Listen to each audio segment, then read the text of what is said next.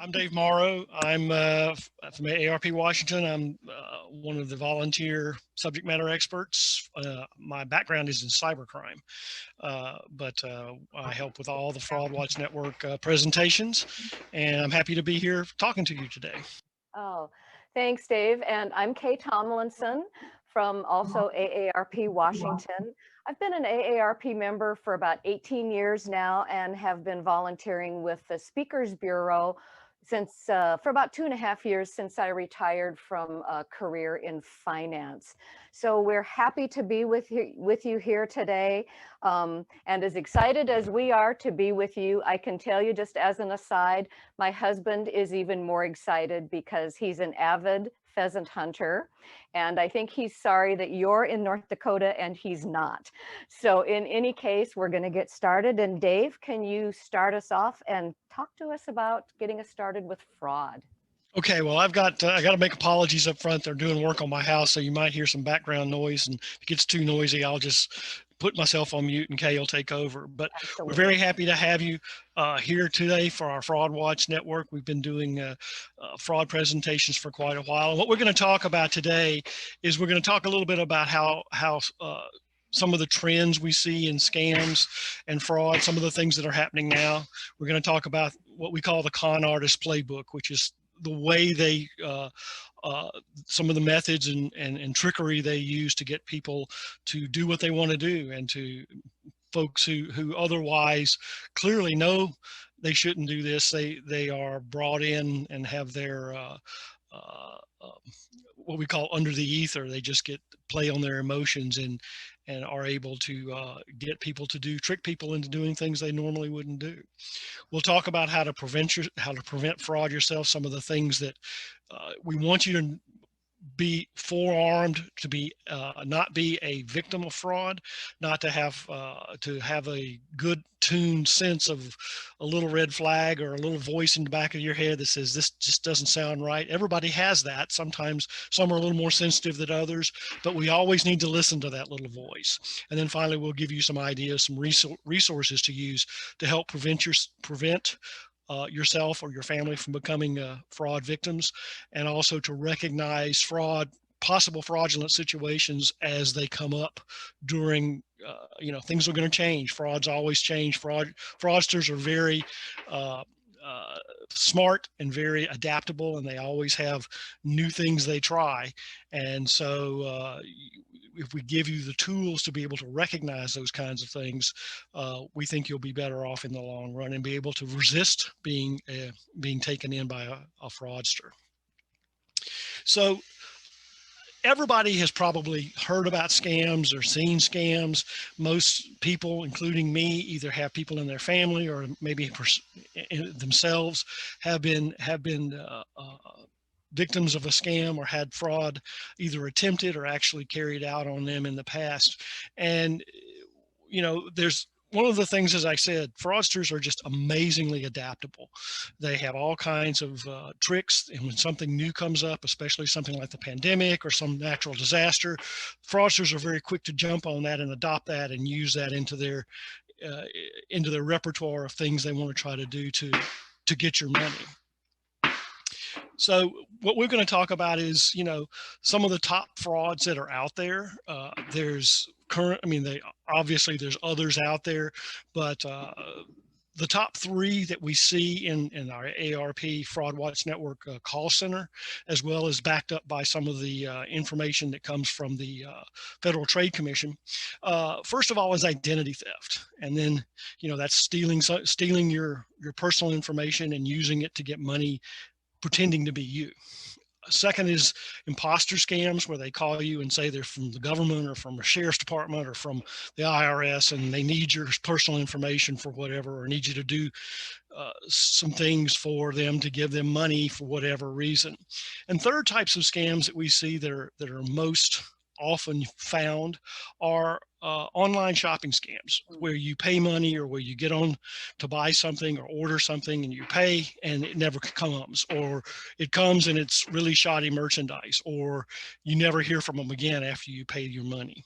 So we're going to talk a little bit more about those three in a little more detail. First of all is something that I hear a lot about because I deal in cybercrime a lot, and it's identity theft and fraud.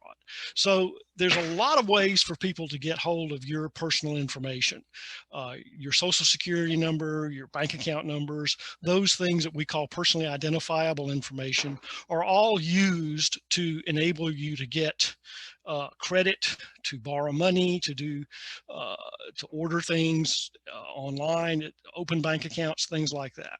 And there are many ways that, in many different types of identity theft related frauds, whether it's using your identity to file for unemployment benefits, which is one of the big things we see now, unemployment benefit fraud, where somebody will take your personal information and use it to file for unemployment benefits, or to file for to get tax refunds in your name. Even if you're not authorized to get a tax refund, they can use your identity to get a tax refund in your name. And when you file taxes legitimately, you'll find that they've already filed for you and gotten the refund, and you have to go through all kinds of rigmarole to straighten that out. So identity theft is one of the biggest things that we see. And in addition to the normal things where people talk about data breaches, and everybody hears about data breaches being the source of the information for identity theft, a lot of times that information is circulating online. You know, I've heard people tell me, well, I don't do anything online, therefore I'm safe from identity theft. Well, that's not true, because you've given your information to other banks, you've given your information to businesses, and they may have put it online and then it got stolen. So just because you don't use online banking, or you don't put your social security number online, doesn't necessarily mean that you can't be a victim of identity theft. So that's one of the things that we see a lot of these days, especially in the pandemic times, is identity theft is soaring. Cases of benefits fraud are soaring, and cases where they're using the identity to get money for unemployment scams and things like that are also soaring. The second thing we see is imposter scams, and this is pretty simple. I mean, and we've all seen those things. We've seen where somebody will call and say, or send you an email, or you'll get a text on your phone, and it'll say, you know, this is the sheriff's department, and we've got a warrant out because you missed jury duty, and you know, we're going to send the sheriff because you missed a court date, and we're going to send the sheriff to arrest you. And you know, but there's always the but. You know, you can pay for your fine if you go to Walmart and get a gift card and put $50 on it, and then call us up and give us the number on the back. There's, you know, anybody can impersonate a public official. They can impersonate a charity. They can impersonate somebody in power, like a sheriff or the IRS or the Social Security Administration, to call you up to give them information. I do counseling for fraud victims on our Fraud Watch Network call center, and we see a lot of Social Security scams where imposters will call up individuals and say, right now, the big scam is they'll call up and say that, hey, your Social Security number was found associated with a car full of drugs on the Texas border. For some reason, the Texas border is big on it now, big in their scam now. And your Social Security number was found in this car full of drugs, and there's a warrant out for you, but we can fix it, you know, but you need to pay this fine. So go to, and it always involves, or a lot of times involves, going to Walmart or going to Home Depot and getting a gift card and paying it via gift card. So whenever anybody calls you and tells you, or sends you a text and tells you there's somebody in officialdom, the thing I want you to walk away from is that they will never ask you to pay via a gift card. First of all, I was in law enforcement for 15 years, and I never called anybody at all and told them I had a warrant for them and I was coming to arrest them. I always just kind of showed up at their door. So nobody's going to call you and tell you they're coming to arrest you. Nobody's going to call you and tell you that you can pay a fine with a Kroger gift card. You know, that's not the way they work. So if you ever get anybody, if they ever ask you to pay anything by a gift card, run away, because that's some version of an imposter scam or some other scam. Mm-hmm. Okay, we'll talk to you now about some of the other types of scam we see. Okay, thanks, Dave. And so, yes, Those are the top scams, but let's take a look at some other scams that I'm sure you've probably heard of, and I hope not too familiar with. We're going to talk about investment fraud, lottery scams that I have a particular interest in, as well as the dreaded tech support scams. And so let's take a look at the next screen. So this is a gentleman by the name of Steve. He was 58 years old, had a graduate degree, successful stockbroker, a successful career. He lost about $40,000 in an oil and gas scam out of Dallas, Texas. How could this happen? It can happen because investment fraud is a very common type of scam perpetrated by the con artists. And many times it's done so by way of the free lunch invitation. And even though this might not be as prevalent now during the COVID pandemic, you are still probably going to start seeing, as things open up, those little postcards or maybe a letter that invites you to a lovely free lunch at a really nice restaurant, and all you need to do is listen to a wonderful, wonderful investment opportunity. Unfortunately, that opportunity is only available for the next hour while those folks are there. So you have to invest right now. You have to act now to invest.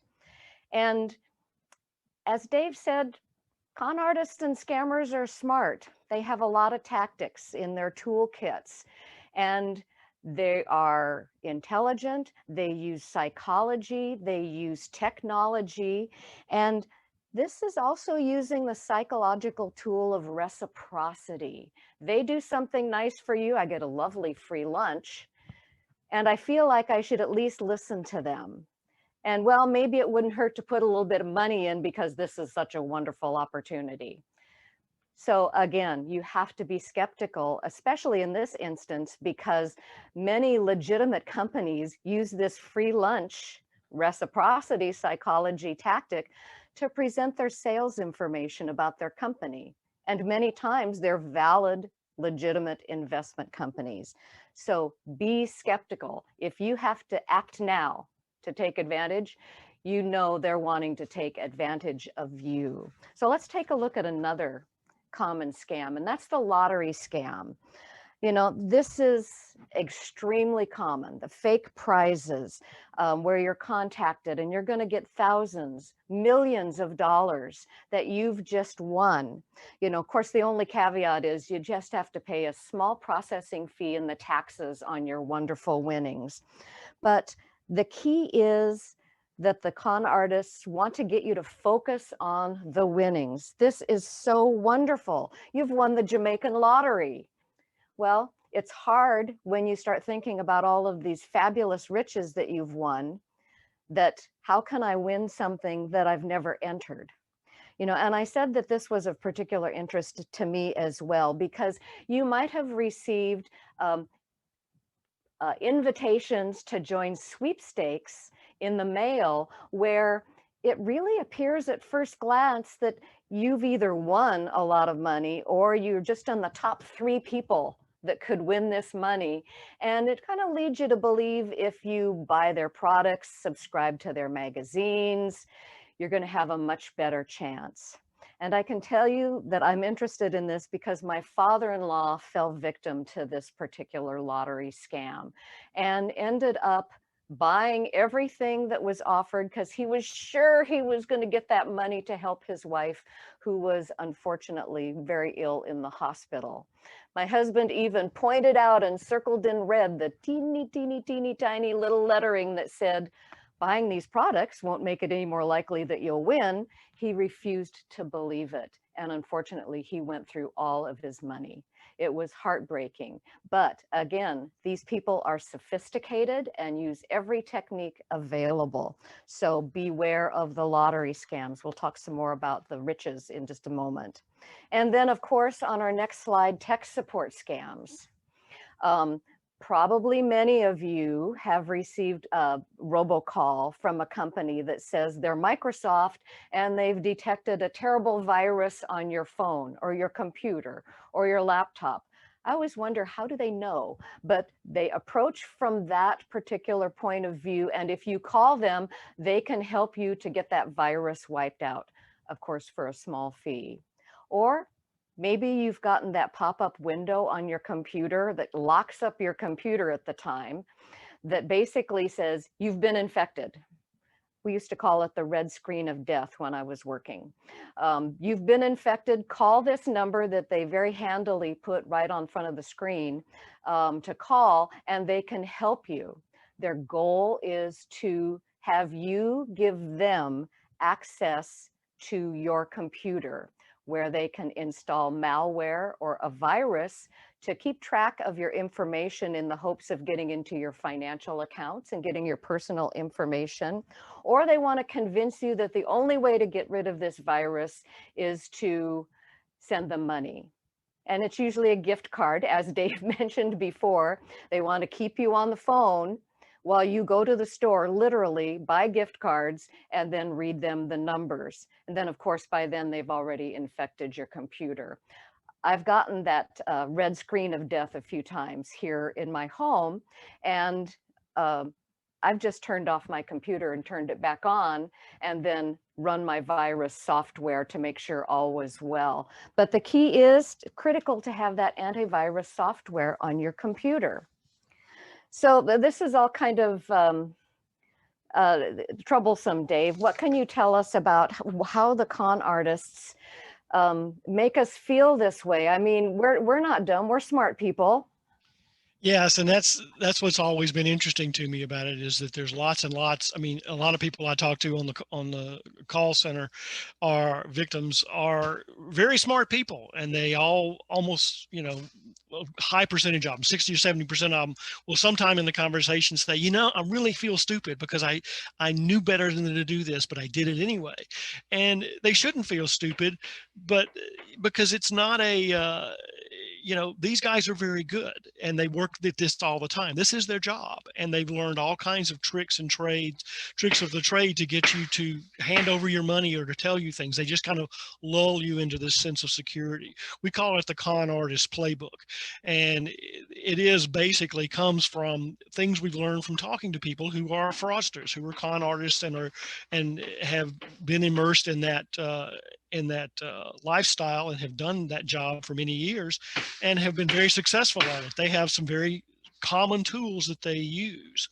One of those tools that they use, and when you talk to them, they always talk about this in some shape or form, is they talk about getting their victims under the ether.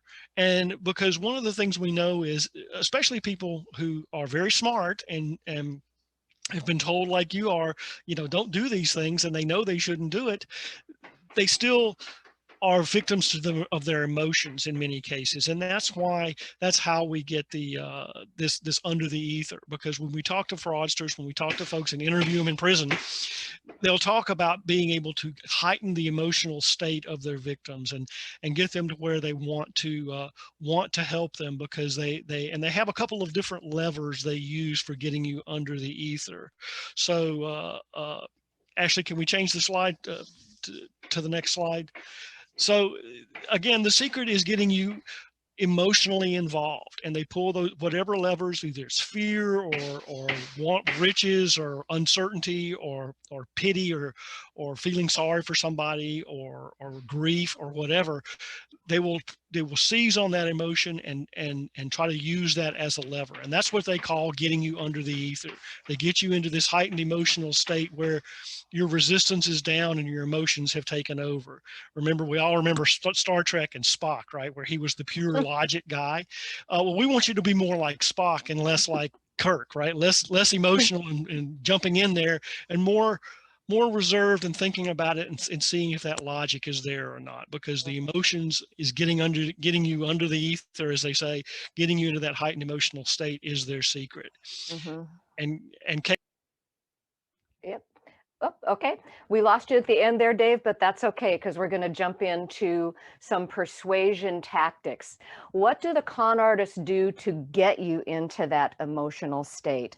I think the key to remember, whether it's ourselves, friends, family, someone we know, it's not the victim's fault that they've been taken advantage of by the con artists. You know, Dave talked about being under the ether, heightened emotional state, and there's several ways that the con artists, who we said are very sophisticated, are going to use to try to get you into that emotional state. We're talking about the riches, you're suddenly rich, profiling, scarcity, credibility, and then at the end of the day, when all else fails, downright fear and intimidation. So let's talk a little bit more in depth about these, and let's talk about phantom riches. This kind of goes along with the lottery piece that we just talked about a moment ago.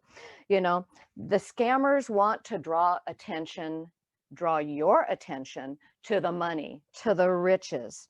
Your worries are over. This $2.5 million that you've won means you're rich. What are you going to do with your money? You can pay off your house. You can help your family. This is wonderful.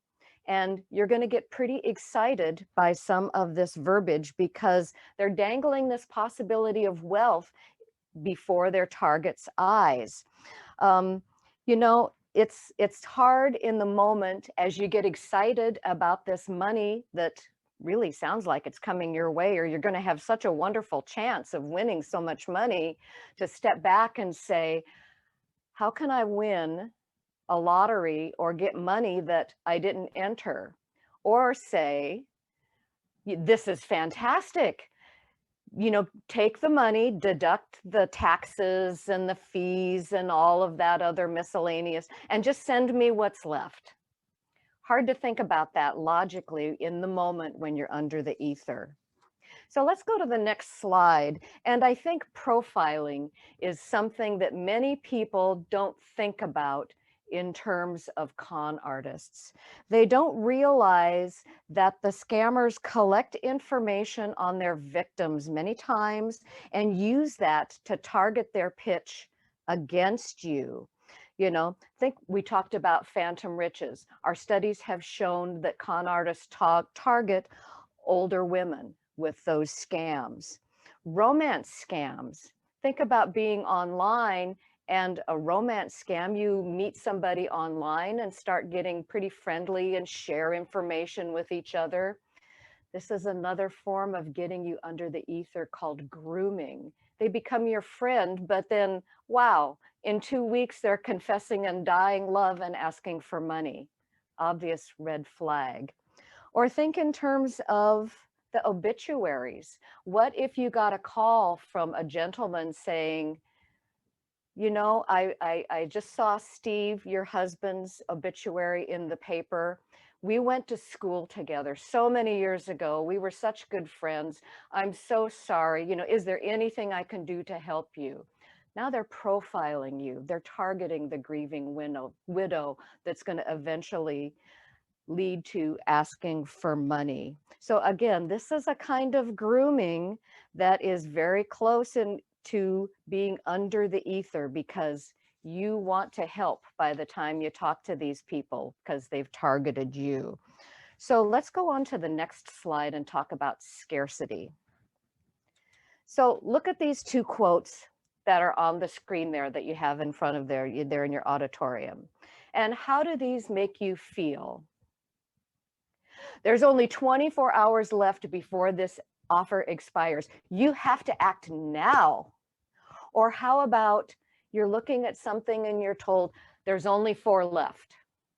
And once these are gone, the price is going to double. So you better make a decision right now or you're going to miss out. Chances are you're going to get kind of excited about that and you're going to want to make a decision very quickly. It's a natural tendency of people, of us. If there's a limited supply, you want to rush to get it. How many instances of this did we see in the early months of the pandemic? Paper towels, toilet paper, cleaning supplies, hand sanitizer. I can't tell you the number of times I drove past Costco and saw the big line out there when we knew that the toilet paper was being delivered. It's a natural tendency, but it's also a sophisticated technique that con artists will use to approach you to raise you to that emotional level. And the next item that we're seeing on the next slide is Source credibility. You know, the con artists are going to stress expertise, their past success. They're going to affiliate themselves maybe with a celebrity or somebody well known, or very high academic achievements, or claim affiliation with a group such as Dave described. You're contacted by email or by phone from someone saying that, you know, they're an agent with Social Security and there's an issue with your number, but they need you to verify your Social Security number before they can share with you what the problem might be. Or maybe they're from the IRS. Or maybe you're getting an email from someone purporting to be from the Center for Disease Control or the World Health Organization. You can see what we're talking about here. You know, the key is, especially when you're talking about finances and money, to independently verify who are you talking to.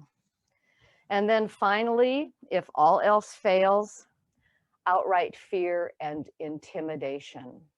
This isn't Steve, but this is a quote from a gentleman who is a con artist, former con artist named Steve, who was a gold coin scammer. He said, once I got a hold of a victim, I would never let go. Even if they told me they were out of money, I would never let go. I would tell them, go borrow money. You know, many times if you've fallen victim to a scam and you've given money and you say, that's it, I'm not sending any more money, fear and intimidation can then come into play. I know where you live. I can come and burn your house down. I know where your children live. This isn't conjecture. This happens. Fear and intimidation. You might get threats. You might get calls 40, 50, 60 times a day, intimidating. So absolutely part of the tools that the con artists use. So Dave, this is, I don't want to say depressing, but this is kind of depressing. I mean, you know, we're smart people, but what can we do to help protect ourselves? And so we need you to tell us about some of these prevention strategies. Sure, there's quite a few good things you can do. Again, what we're trying to do is not make you hard-hearted or cold or not uncaring. We're trying to give you a toolkit of things that you can do or know, or acts that you can take, and a mindset to basically be able to incorporate them into recognizing scams and recognizing attempts and stopping them before they get started. So there's a couple of things you can do. First of all, don't ever try to make a decision in any kind of financial realm when you are in some sort of heightened state emotionally. If it's fear, or if it's, oh my God, you know, tornadoes have just hit, storms have just hit in the Southeast, I've got to send money down there to those poor people. Let me find somebody to give online to, or somebody that contacts you and says they're connecting for you know, firemen's and police benefit funds or whatever, and you know, they get your emotions going. Don't make those decisions when you do that. Again, bring in Spock, don't bring in Kirk. Try to back away from making those emotional decisions at anything to do with your finances. Secondly, if you decide to give to somebody, do your research. There's several places, charitynavigator.org, give.org, where you can look up charities to see if they've been registered, or to see if they have some sort of bad background, or just Google the charity name online. That's one of the things I do quite often, is just type in the name and type fraud after it and see what kind of response you get in terms of a Google search online. Because lots of times people will go online and say, hey, I think this, I'm a little worried about this charity. If you see a bunch of those, and you're probably not going to want to give your money to those people. If you're worried about, you know, if you get these stock brokers or investment advisors, or folks claiming to want to get you involved in Bitcoin or gold or precious metals or whatever, either online or via a robocall or something, do the broker check at FINRA to make sure that you have got a registered and reputable licensed broker on your hands trying to sell you these financial instruments, because unfortunately these guys often use the same techniques and wording and stuff as the legitimate investment brokers. So you want to make sure that you are giving your money to somebody who is at least legally fiduciarily responsible for doing what's best for you, and it's not going to take your money. Third, use caller ID to screen out those things that are potentially problematic. Screening phone calls using caller ID. I don't answer any phone call that I don't recognize the number. I figure if they want to talk to me, they'll go to voicemail or they'll call back. I also use a couple of robocalling screening programs, and there's several of them out there that you can use to screen for known spam phone calls and screen those things out. Similarly, for emails and texts, screen those and don't respond to them if you see one that looks shaky. Don't respond to anything where you just get a blank screen in a text or a question mark in a text. Don't respond to those at all, because they're seeing if you're there. They're seeing if they've got somebody on the line. And once they get you, like Kay said, they're not going to want to let you go. Mm-hmm. Finally, develop a refusal script. And my refusal script is pretty easy. I mean, you can tell I wasn't born out here. I was born in the South. And in the South, we were always taught not to be rude, right? And my mom would kill me if I were rude to somebody. But I'm telling you now, be rude.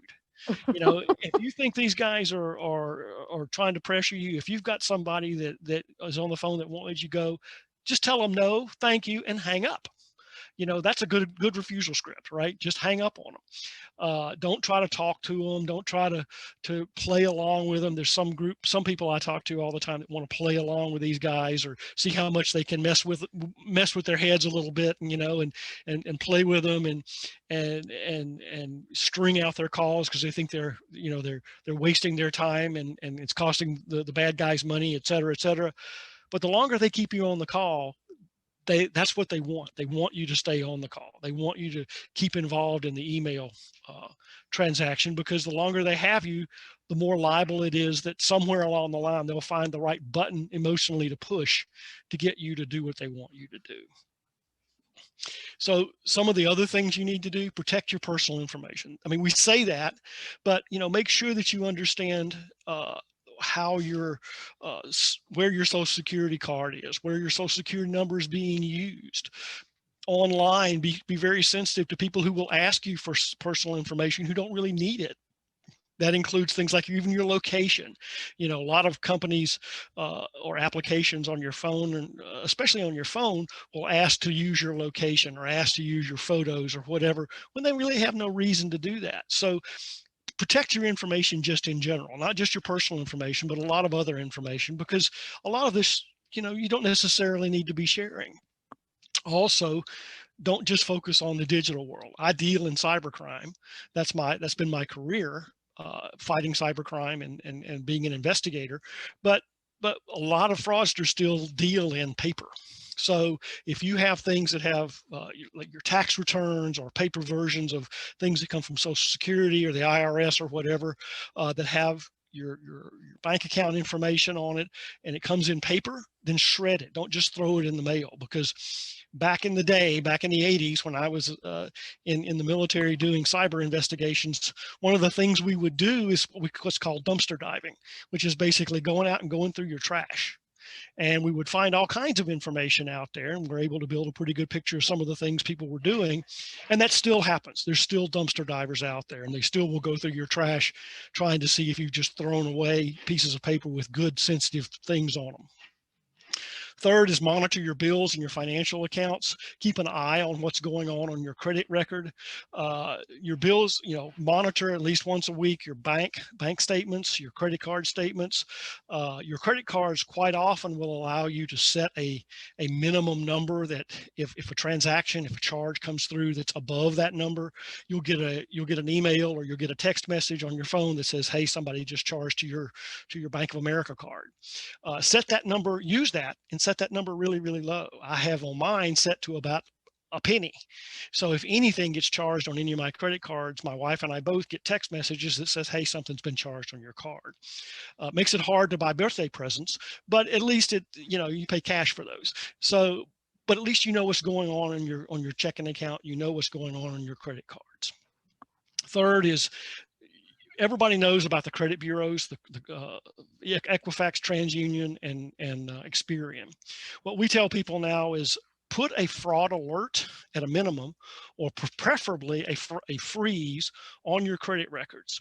And to do that, you have to contact, and we can, we can help you. Go to our AARP.org Fraud Watch Network website. It'll tell you how to do this, but you need to contact the 3 credit bureaus and tell them you want to put a freeze on your credit record, which means that they'll give you a password back that's a secret that only you can use it. And this is like putting your credit record in a drawer and locking the drawer, and only you have the key.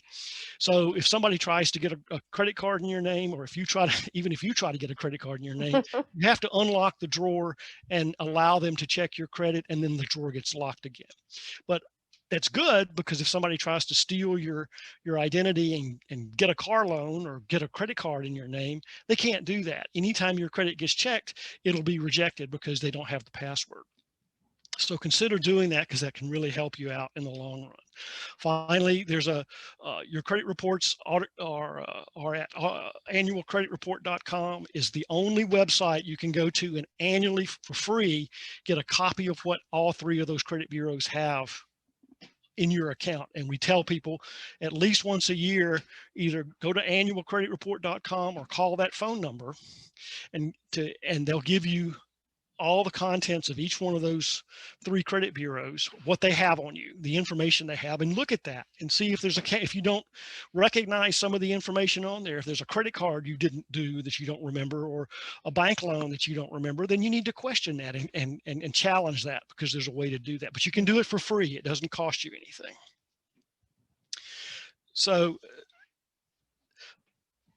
you can also, of course, Kay talked about keeping your antivirus software current, keep your operating systems and your applications current, have on your computer. And if you don't know how, ask your kids, they'll tell you, to turn on the automatic update, to always keep your software up to date, keep your passwords private, don't share them, don't use what I call stupid passwords like password or 1 2 3 4 5 6. Use a good random characters, 8 characters and letters and special characters, upper and lower case, and all those things we tell people.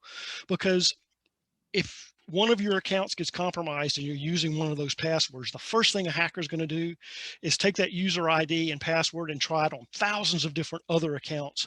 And they're betting on the idea that you're going to use that password more than once.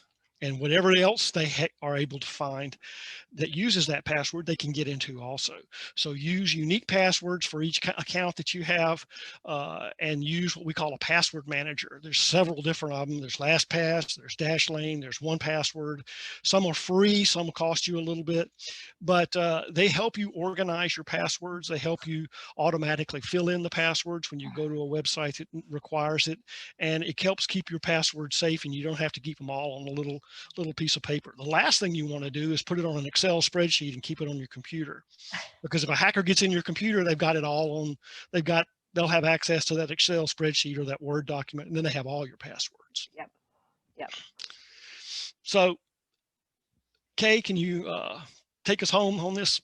Absolutely. So that's really helpful, Dave, because we want you to understand that, yes, while there are con artists out there that are working, believe me, every minute of every day to get your personal information and your money, you can protect yourself. And in addition to what Dave has discussed a moment ago, make sure that you check out the AARP Fraud Watch Network online. And you can do that by going to aarp.org/fraudwatchnetwork. And gosh, there's just a ton of information out there to be able to keep up to date on the latest scams in your area. You can access the Fraud Watch map for your zip code in your area to find out what's happening around you. And, the message boards related to those areas and the fraud, really quite fascinating to read. So really, we encourage you to check out the website, and especially, and maybe most importantly, if you feel like you have been a victim of fraud yourself, or maybe a victim of fraud, you're not sure, or a friend or a family member, call the Fraud Watch Network helpline at 877-908-5600. 3360. It's free. As Dave said, he volunteers on this helpline to talk with people several days a week. And you do get to talk to a person. There are folks located, well, all over now since we're all working virtually. Hopefully someday we'll go back to our call center in Seattle and one in Denver. But again, call this number. You won't be hooked up to a recording, wait for someone to call you back. You'll be able to talk to somebody right away and get information and support and find out about resources to help you identify what's happened and what really should be your next steps in your situation. So let's take a look, about kind of what we've looked at today. We want to make sure that you share what you learn with your friends, your family, your kids, maybe your grandkids, especially some of the cyber points that Dave has made in terms of being safe. And always remember that, if you can spot a fraud and remain calm, remember Spock versus Kirk, then you can stop a fraud from happening. And so that's the key right there. And so at this point, we've got some time left and we want to make sure that we're giving a chance for answering your questions. Okay, so Joanne has a friend who said that they're not worried about any of this because they have insurance. What do you guys think about the insurance? Well, I can just say, let me say my piece and then Dave, you're going to tell us the real deal, I know. But to me, I've looked into some of that insurance, the identity theft insurance. They'll cover you up to $1 million or whatever it is they advertise, of course, for a fee, legitimate companies. But to me, it always seems like kind of an after the fact hassle of having to unknot that ball of yarn that's all tangled up with your stolen identity and accounts in your name, and what a mess. I'd rather deal with it up front and prevent that from happening to begin with. I don't know, Dave, what's been your experience with this? And what have you heard on the hotline about these? Well, to tell you the truth, I've never talked to anybody on the hotline that had this. I have talked to people who have said they thought they had it from a previous employer or whatever, but they've never really used it that I've talked to. So, but you're exactly right. I mean, depending on who it's with, the insurance and being able to up to $1 million loss and all that stuff is good, but it's kind of closing the barn door after the horse is left. And it doesn't insure you at all from the emotional trauma of being victimized. And that's one of the things that I've noted from both my family members who have had this, as well as the folks I talked to on the helpline, is that it's an extremely emotional event. No matter, I mean, even folks that don't lose anything, even folks that just have caught themselves and said no, they're extremely affected by this. And so, yeah, the insurance certainly is not bad, especially if you can get it for free. What I don't think that is all that helpful in my mind is these guys that they'll tell you what's all on the dark web in your name and all that, because you just basically, if you assume everything you've got is been stolen at some point in time and posted on the dark web, then you're okay, right? And if your user, I mean, I've gotten some things from folks that there's a service I got for free from the VA or one of the data breaches where my information got put out. And I've gotten these emails from this company that says, your user ID was found in a data breach. And I look at the user ID and it's something I used like 10 years ago with a password don't even remember using. And so it's of limited help in my mind. And it's certainly not, I mean, especially if they'll give it to you free, because everybody's had a victim of a data breach somewhere along the line. And the free credit monitoring is a kind of the table stakes for a data breach now, when to make victims okay. When there's a data breach, that's kind of what you do is offer credit monitoring for a year or so. So always take that, but that's not that much.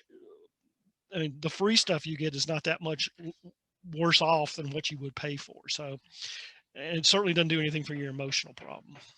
Yeah. we have some more questions, Anna? There's no more questions here. We appreciate the opportunity to share this information. Obviously, we think it's very important for all of us to have. So thank you again. Yeah, well, and thank you both for your time. It was very nice to meet you both. Thank you. Thank you. And thank you, Doreen from AARP North Dakota.